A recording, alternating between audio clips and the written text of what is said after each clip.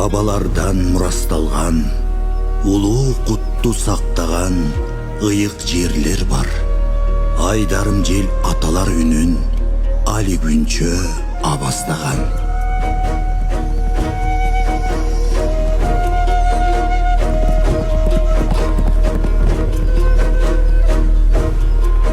Бул жер жүрөгүнөн чакырык жаңырат.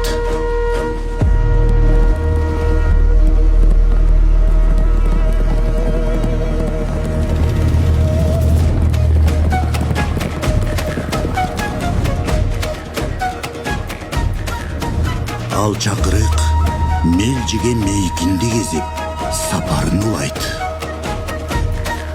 Кумду чексиздиктерден,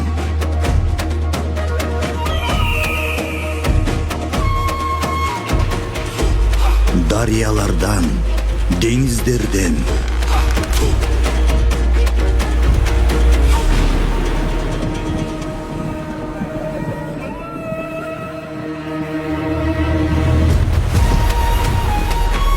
шамал эсинде сактаган байыркы чыйыр жолдордон, адам баласы алмустактан табият менен таттуу мамиледе болуп келген кеңири түндүк жерлерден чакырык тарады. Бул чакырыкты уккандардын баары сапарга аттанды. Жолдор кайрадан Кыргызстандын жүрөгүндө тогошту. 6-Дүйнөлүк көчмөндөр оюндары